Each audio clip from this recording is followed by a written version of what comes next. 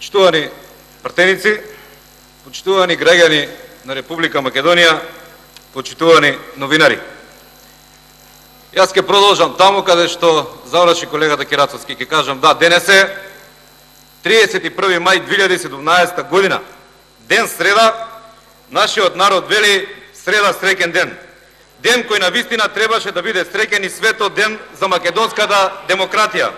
Ден кога новото парламентарно мнозинство, најверојатно со досега најмалата парламентарна подршка, ќе избере ново стара влада. Зошто ново? Затоа што СДС по 11 годишно опозицијско делување конечно може да биде, односно да влезе во една влада. И стара, затоа што клучна улога во формирањето на ова парламентарно мнозинство има партијата која што од самото формирање до денес е константа која вели власт во Република Македонија. Тоа е ДУИ, која што впрочем е обвинета од постариот брат во таа коалиција за сериозни коруптивни дејанија. Но зошто денов не е ниту свечен, ниту светол, а најмалку празник за демократијата? Просто е и едноставно.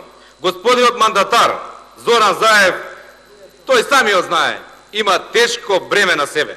Прво, прави парламентарно мнозинство од позиција поразен или губитник на парламентарните избори од 11 декември. Така барем велат бројките. Второ, го прави вториот преседан во македонскиот парламентаризам по оној од 1992 година, кога исто победничката партија ВМРО ДПМН со постизборен инженеринг беше ставена во опозиција. Но ако тоа беше преседан, тогаш во 2017 година се прави преседан над преседаните.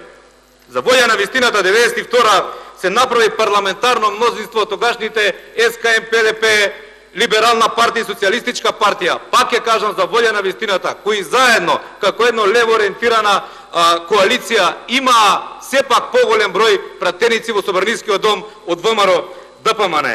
Денес, во 2017 година, господине Заев, ќе бидете единствениот мандатар досега, кој нема подршка, потенцирам, од мнозинството македонци пратеници во Македонскиот собраниски дом. И на тој начин, де факто, македонскиот народ, чија изборна волја е абсолвирана преку изборот на своите пратеници, го ставате со постизборен инженеринг во сопствената држава во опозиција. Зошто ова го потенцирам? Многу пластично. Како коалиција составена на ваков начин, сигурно под уцени, ултиматуми и закани, сигурно имате договорено законски решенија кои во најмала рака ќе бидат дискутабилни и нема македонскиот народ од нив да биде бенефит.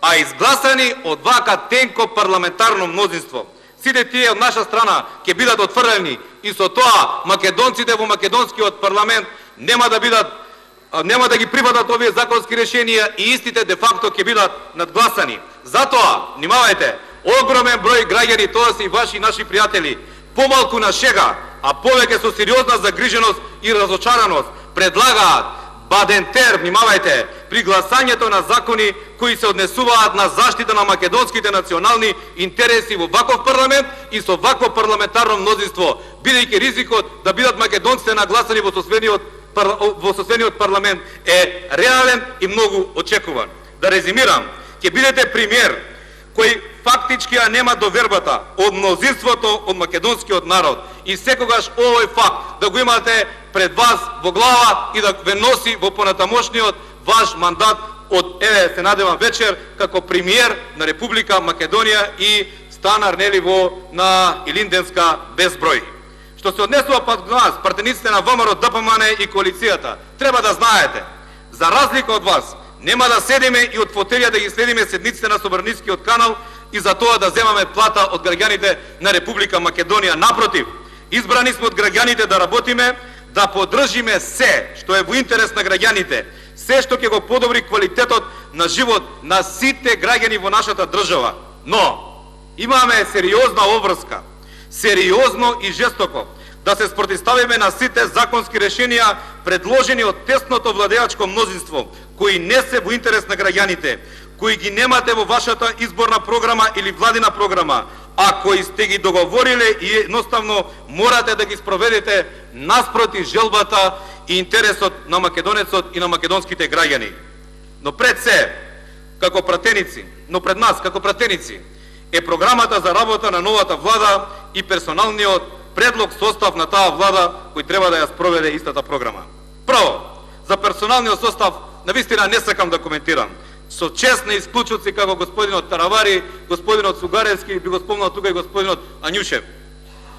Се друго е познати политички ликови со познати за целокупната јавност своји политички дела, а во најголем број нереализирани политички дела или недела. Две се константите што ги поврзуваат огромниот број од овие кандидати. Прво, тоа се луѓе од најтесното раководство на СДСМ со своите повеќегодишни коалициони партнери. И второ, тоа е раководството пак кој доживеа во континуитет десетина изборни порази токму од ВМРО ДПМН, некои и најголеми во македонската парламентарна демократија. Што се однесува пак до програмата за работа на новата влада, сакам да давам свој коментар на одредени сегменти од истата. Да почнам со ред. На првата страница од таа програма велите меѓу другото дека ќе работите и ќе ја вратите демократијата во Република Македонија. Нашиот народ вели, по утрото денот се познава, а почетокот, односно утрото на ова парламентарно мнозинство беше неуставен и неделовнички обид за избор за председател на Собранието на Република Македонија. Продолживте со експресно свикување на оваа седница во рок од 48 часа од моментот на поднесување на предлогот на влада и предлог по програмата. Толку од некакво квази демек враќање на демократијата и транспарентност во работата на идната влада. Господине мандатар, најголем дел од вашето експозе го користевте да ја потенцирате тезата ЕУ и НАТО се наш стратешки приоритет. Како да импутирате дека за ВМРО, ДПМН и коалицијата ЕУ и НАТО не се стратешки приоритет. Еве неколку хронолошки моменти од действувањето на ВМРО, ДПМН визави ЕУ и НАТО. 90-та година минатиот век, ВМРО ДПМН беше единствената партија која јасно, гласно и недвосмислено ги промовираше вредностите на западните демократии и значењето на НАТО алијансата во целокупниот светски безбедносен систем. 2004 година парламентарниот состав на ВМРО ДПМН прв ја поднесе декларацијата до Собранието на Република Македонија за влез во НАТО. 2001 година Европската унија го потпиша договорот за стабилизација и асоциација со Република Македонија. На власт беше ВМРО ДПМН. 2008 година еден еклатантен пример. Тогашниот председател на Соединетите Американски држави господинот Буш изјави, ќе го цитирам: вечерва Хрватска Република Македонија и Албанија ќе бидат поканети за членство во НАТО. Зарем за тие 5-6 сати од тоа пладне Букурешко до таа вечер Република Македонија стана недемократска држава, држава во која што не владее правото или не се транспарентно трошат државните пари. Уште нешто, Република Македонија веќе 8 години добива позитивни препораки за одредување датум за отпочнување на пристапните преговори за влез во ЕУ. Па зарем на таква една нереформска влада, за една таква влада предводена од ВМРО ДПМН со коалицијата со ДУИ ќе им биде доделен вакви датуми, ако не е реформска, ако во Република Македонија не владее правото, ако не владее демократијата. И сето тоа, уште еднаш потенцирам, тоа го знаеме ние, го знаете и вие, тоа го знаат и граѓаните на Република Македонија. Подводство беше остварено на влада во кој доминантна улога и носител на се беше ВМРО ДПМН. И што е најбитно, пак ќе повторам, и вие знаете, и ние знаеме, и граѓаните знаат. Знаат и нашите пријатели, наши и ваши, и овде, и надвор. Единствен услов за влез во НАТО и ЕУ не е ниту недостатокот на демократија, ниту владење на правото, ниту пак некоја транспарентност. Условот е, ај благо ќе го кажам, да го решиме проблемот кој нашиот јужен сосед го има со името на нашата држава Република Македонија.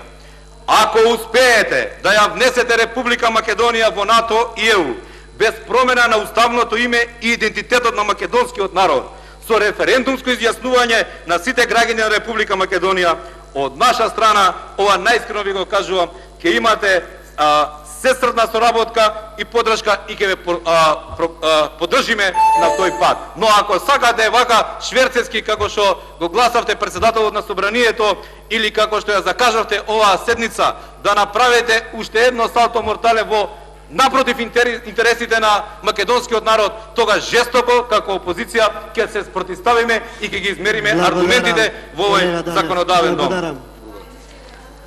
Благодарам.